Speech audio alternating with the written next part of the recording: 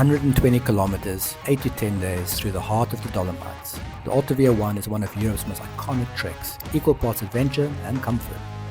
From turquoise lakes to rugged passes, cozy refugios to sudden storms, it's a journey that has it all.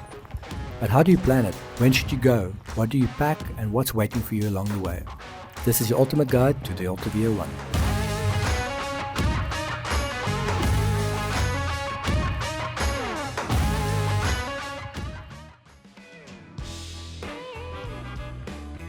So what exactly is the Alta Via 1? In short, it's a 120 kilometer trek across the Dolomites in northern Italy. Most people hike it in 8 to 10 days, starting here at Lago di Braies, one of the most photographed lakes in the world, and finishing down at a lonely bus stop just outside Belluno. Glamorous start, less slightly glamorous finish. Along the way you'll pass epic peaks, ridges, valleys and some very cozy refugios. You don't need climbing gear or alpine experience, but you do need some level of decent fitness, some hiking legs and a willingness to share a bunk room with strangers who may or may not snore louder than thunderstorms. The trail is rated moderate, no ropes, no ice access, but plenty of long days, steep descents and one or two moments where you'll question why you packed that extra pair of socks. In short, it's the perfect mix of challenge and comfort, adventure during the day, pasta and strudel at night.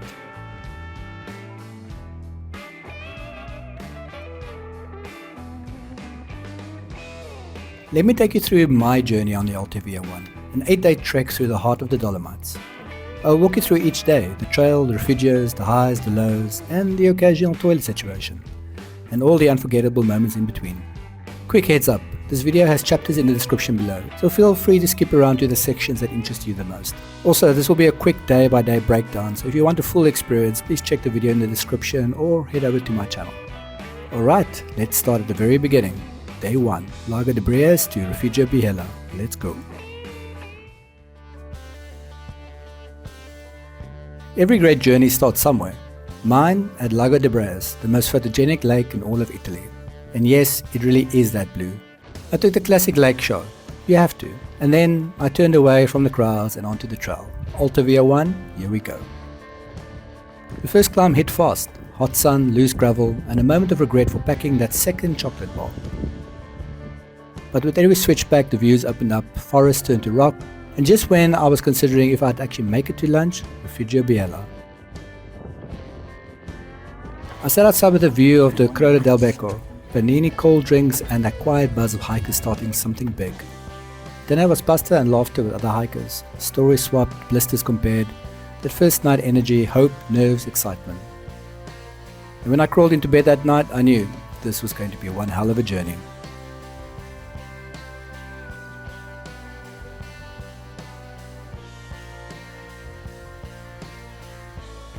Day 2 began with an optimistically stiff wake-up call at Refugio Biella. One working toilet, sugary breakfast, and legs pretending they were fine, which they weren't really.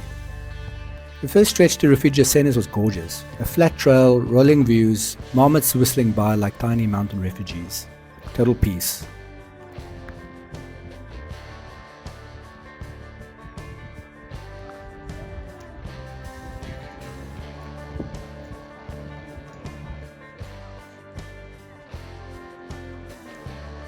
And then came the descent into Refugio Biella, 500 meters down on loose rock under a blazing sun. My quads filed a complaint. I reached Pedro looking like a survivor of a bad reality show. But a cold beer and a panini fixed everything. Well, temporarily. From there it was 5 kilometers uphill to Refugio Finance. A long hot jeep road with zero shade. Everyone was suffering. I blasted music to distract myself and crawled my way up. And then bliss. Farness appeared like an alpine oasis. Huge terrace, cold drinks, hot showers included. 75 euros for half board, worth every cent. Dinner was a full 3-course meal with dessert, a spiritual experience after that climb. I spent the afternoon in a deck chair chatting with fellow hikers, sun on my face, beer in hand, another dorm, another snorer, but clean, fed and horizontal. That's the trail version of winning.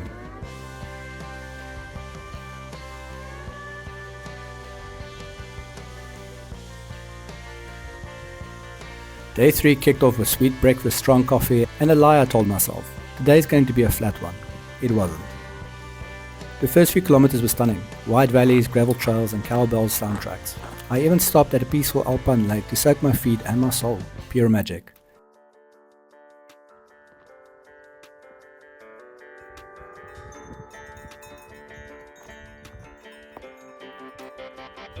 Then came the climb. Actually, 2 climbs. First one, rocky but doable. Second one, a 600 meter leg burner under full sun. Picture me roasting like a baguette in a convection oven. But the views, peak Dolomites. Lunch was beside a shimmering lake. My packed sandwich from Funners was dry, but somehow delicious after all that effort.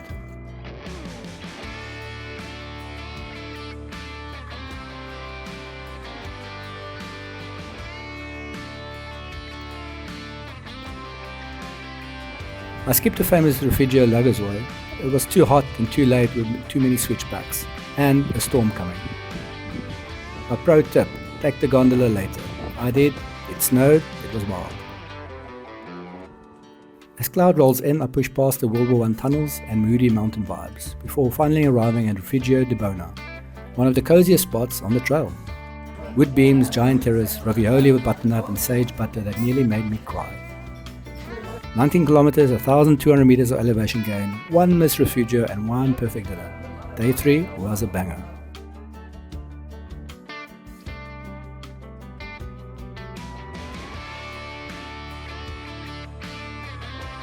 Day 4. The forecast said clear skies, my legs said please don't, and the trail said hope you packed a spare soul. I left Refugio di Bona at 5:30 in the morning, fueled by cold coffee and blind optimism. The forest was silent, the air was still, just me and 26 kilometers of mountain mayhem ahead. The first climb to Etiquette was peaceful, birds chirping, trees swaying, and me pretending this was going to be a chill day. Spoiler, it wasn't. At Etiquette I rewarded myself with a second breakfast, hot coffee, cake and a coke. This would become a theme. Then came Refugio Avaro, perched high above the clouds. More snacks, more ore, more sweat. The views were insane, the descent after, even more insane. Slippery rock, no guardrails, just gravity and poor choices. By midday, I hit Paso Gal, easily one of the most beautiful places on the entire AB1. So naturally, I had cake again, then thunder. The final climb turned into a race against a full-blown storm. I hiked like my life depended on it, because honestly, it kind of did. Lightning cracked, wind howled, and just in time, a hidden emergency refugio appeared like a miracle. I crashed inside, soaked and shaking, but safe. After about 45 minutes of storm bonding with other hikers, I dragged myself for the final 3 kilometers to Refugio Stolonza, a real bed, a hot shower, pasta sent from heaven, and socks that no longer smelled like betrayal. 26 kilometers, 1100 elevation gain, 2 breakfasts, 1 storm, 0 regrets.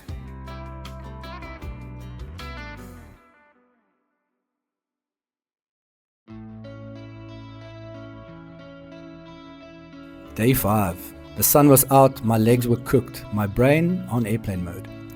I left Refugio Stolonza running on caffeine, sore from yesterday's thunder hike. The trail eased me into a peaceful forest, cool, shaded, suspiciously kind. But we all know what that means, a climb was coming. Sure enough, I reached Palo Favera, grabbed a coke and said an silent prayer to the vending gods. Then the oven opened. 650 meter grind, no shade, no mercy. The climb to Refugio Coldai nearly broke me. Dusty switchbacks, sun overhead, sheep everywhere. But the payoff, immense. Coldai sat on a high ridge with a view that slapped the tide right out of me. I crushed a sandwich, a coke and 2 liters of water inside, watching day hikers grab lunch to go. Smart. Because just beyond the ridge, Lago Coldai. Unreal, blue, surreal. I dropped my pack, sat on a rock and stared in silence, alongside about 50 others doing the same. From there, the trail danced through rocky ridgelines, snow patches and insane views in every direction. The exposure was real. No trees, no shade, just you, the sun, and rapidly depleting gummy bear supply. Eventually, I dropped into the forest and reached Refugio Vazolero. Remote, peaceful, no roads, no signal, just hikers, tired smiles and beer with no ice. Hot showers? Yes, for a token. Card payments? Nope, bring cash. Tiramisu? Surprisingly solid. I ate meatballs, watched the sunset over jagged peaks, and finally, a night without a snorer in the dorm. Honestly, that alone felt like a miracle.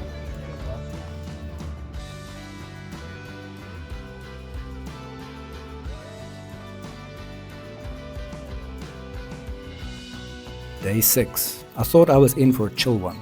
Fresh shirt, short mileage, easy morning, right? Wrong. The Dolomites had other plans. Loose rocky descents, sketchy turns, and a surprise river crossing that soaked my boots and my pride. But halfway through the chaos, I saw her, Annette. Just flew in from Rotterdam just to join me for the final 3 days. We caught up at Kapana Trieste, fueled up on sugar, then climbed back towards the main AB1. She crushed it. Me, I was pretending I wasn't melting. The trail turned rocky and narrow, poles out, hands scrambling, sun blazing overhead like an interrogating lamp. Welcome to the Dolomites, baby. Eventually we reached Refugio Caristatio, perched high with panoramic views and blessedly cold drinks. We parked ourselves on the terrace, watched the clouds build and just breathe. The final stretch was mercifully flat. Shaded, calm and full with those trail conversations that just happened. We reached Refugio San Sebastiano just before the storm rolled in. Private room, private bathroom and an actual towel. Luxury. Dinner? Meh. But no snorers, no dorms and no regrets. A lot of hikers end their Alta Via 1 here, and I get it, it's a perfect off-ramp. But for us, the real journey was just beginning. Tomorrow we head into the quiet south.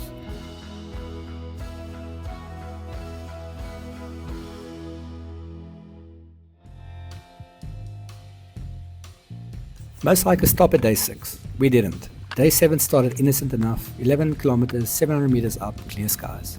Just us and a herd of cows blocking the road. The gravel eventually gave way to forest, birds chirping, cowbells clanging. It was almost too perfect. Then the Dolomites remembered who they were. Shade vanished, the sun cranked up, trail markers, well, let's just say we got creative. By 11 AM we were roasted. Lunch happened on a rock, mostly an excuse to sit and sweat. And then Refugio Pramparet. Remote, quiet, no road, no signal, no tourists. €5 showers, 2 minutes, brutal. No private rooms, but no snorers either. And the view? Top 3 of the trail. We ended the day with a jug of €6 wine. A glowing sunset and that quiet kind of joy you only feel when you truly earned the moment. This place isn't easy to reach, but that's exactly why it's worth it.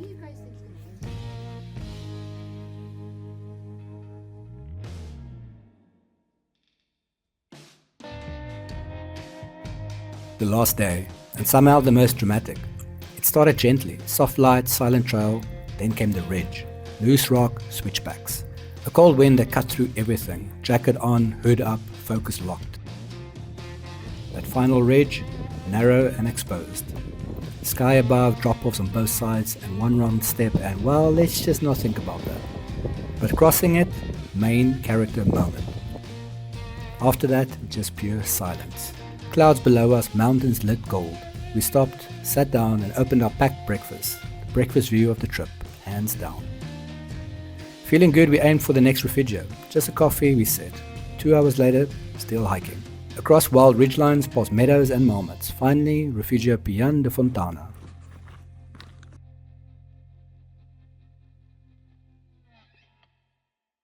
And then came the descent. The forest with humidity, rolling never-ending hills. And then, eventually we reached Refugio Bianchet. Hot gnocchi and cold beer. A reward we didn't know we needed. And then the final stretch. 6 kilometers that felt like 9. Knees were aching and the switchbacks just never ended. Then eventually a road. Civilization and the end.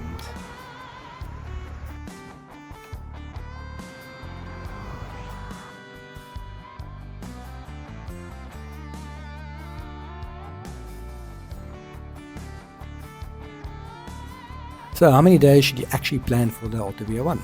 That depends on your pace, but here are 3 sample itineraries to give you an idea. First up is the 7-day fast option. Perfect if you're short on time or like big days. We'll combine some stages, think 25 kilometers per day. And basically power through with longer hikes and fewer breaks. Great for mountain goats, maybe less great for strudel breaks. Next is the 9-day classic. That is what most hikers choose, around 13 to 18 kilometers per day with a good balance of effort, rest and time to actually enjoy the refugio dinners. Honestly, this is the sweet spot for most people. And then finally you get the 11-day relaxed option. You'll split some longer stages, hike shorter days and have extra time for side trips or just chilling at the refugio terraces. Ideally if you want to recover, soak it all in or travel with slightly less experienced hikers. So whichever pace you choose, the key is to plan your refugio bookings around it. Once those are secured, the rest of the itinerary will fall into place.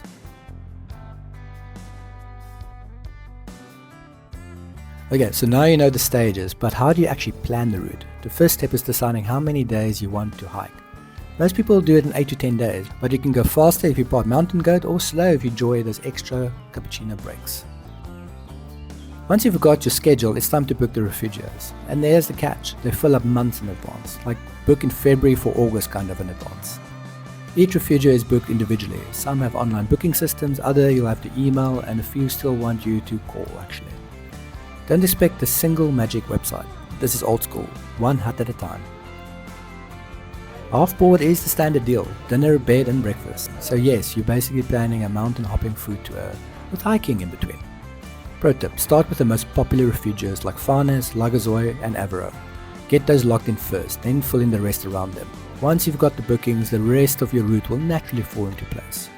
It takes a bit of admin, but trust me, securing those refugio spots is the key of a stress-free trek.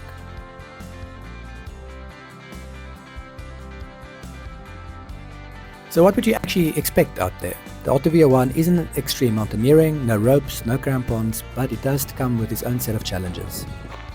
First up, steep descents. The drop into Peru is legendary. Your knees will remember it long after the views fade. Crowds are another reality. Certain stretches feel more like a mountain highway than a wilderness trail.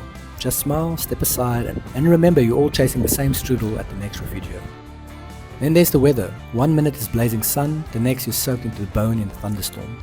Pack layers and maybe practice your sprinting for those let's outrun the storm moments. And of course, the refugio life. Shared dorms mean shared sounds. From snoring symphonies to early risers who think 5 AM is the perfect time to reorganize their backpack. Bring earplugs, your sanity will thank you. But honestly, that's part of the charm. The Alta Via one is tough at times, but the rewards, the landscapes, the people, the food, far outweigh the sore knees and sleepless nights.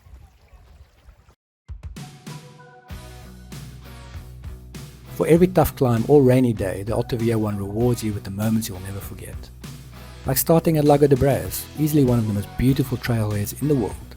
Or catching sunrise on an epic mountain rise and eating breakfast, where the Dolomites glow golden in the morning light above the clouds. Coldai Lake with Civetta towering behind it feels like a scene straight off a fantasy novel. Wildlife too, marmots whistling at you, and ibex showing off their climbing skills.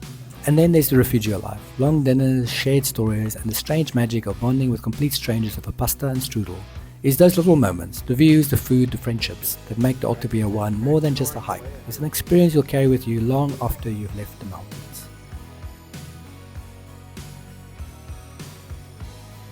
Timing is everything on the Alta Via one. The official hiking season runs from late June to mid-September. Outside of that, refugios are closed and you'll likely be swapping hiking boots for snowshoes. June is beautiful, but you still might find some snow blocking the higher passes. Think magical winter vibes with the added bonus of slipping on your backside. July and August, well, that's peak season. Expect blue skies, busy refugios, and more people on the trail than in the average Italian piazza. Book early, unless you enjoy sleeping under the stars without a mattress.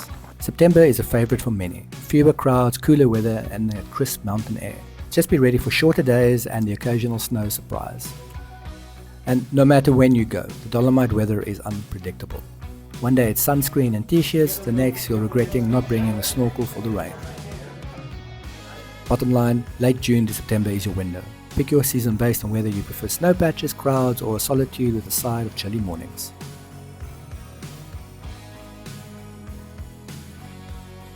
So how do you actually get onto the Alta Via one? The classic starting point is Lago di Braies. Most people fly into Venice, then take a train to Tobiaco, followed by a bus or a taxi to the lake. Easy, right? Well, Italian transport is a bit like the weather. Expect the unexpected.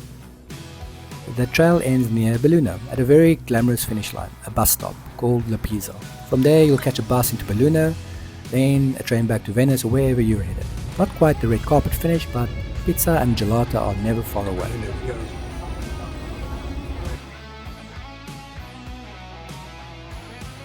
Now, let's talk money, because hiking the Alta Via 1 isn't just about the sore legs, it's also about the budgeting. Staying in refugios with half board, that's dinner, bed and breakfast, usually costs around 65 to 90 euros per person, per night. If you get a private room, it's closer to 90 to 110 euros per night, but most hikers go with the dorms. Lunch is extra. You can either order at the refugio or pack snacks. Expect about 10 to 15 euros for a simple plate, or more than 20 euros if you want something a bit heartier. And yes, the strudel is always worth it. Drinks, a cappuccino is about 2 euros 50 and a beer between 5 and 6 euros. And after a 20-kilometer day, well, let's be honest, you'll be stopping for more than just one drink. Showers can cost anywhere between 2 and 5 euros for a few minutes of hot water. So budget for hygiene or embrace your new mountain musk. All in, most hikers spend about 70 to 100 euros per day on the trail. Add transport, gear and pre or post hike pizza and gelato and you're looking around 800 to 1000 euros for an 8 to 10 day trek. So no, it's not the cheapest adventure in Europe, but honestly, mountains by day, pasta by night, it's worth every cent.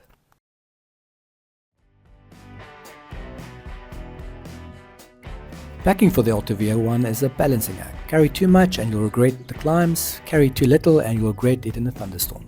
Most people go for a 35 to 45 litre pack, big enough for layers, snacks and a sleeping liner, but small enough that you'll not be hauling a sofa across the Dolomites.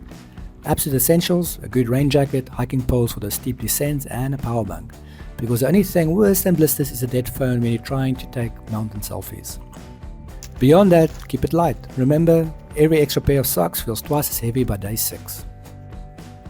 And by the way, I've got a full video on my packing gear that I had for my trip at the Alta Via 1. Check it out after this video.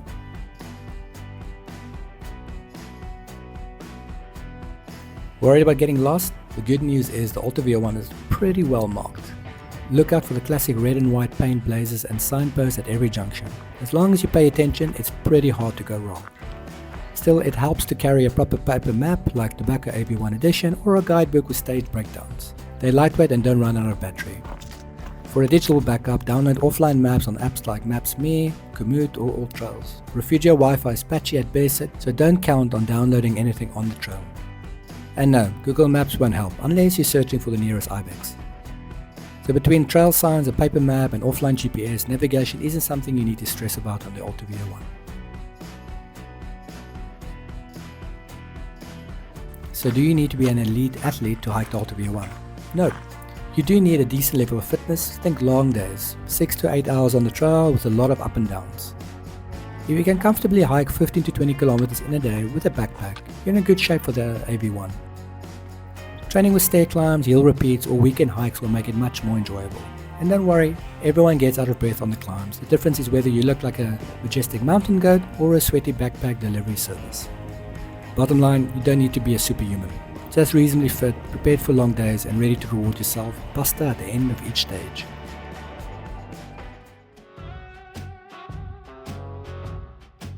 Okay, so just a quick word on safety and etiquette, because the AB1 is as much about respect as about adventure. Afternoon storms are common. If the sky turns black and the thunder starts rolling in, don't push for the ridge. Go for shelter, the mountains will be there tomorrow. On the trail, stick to the red and white marked paths and let faster hikers pass. Think of it like mountain overtaking lanes. In refugios, always take your boots off inside. Nothing clears the dining room faster than the hiking sock. And finally, be respectful. Space is shared, food is family style, and lights go out early. Good vibes make the whole trail better for everyone. Stay safe, be kind, and the Dolomites will give you an unforgettable experience.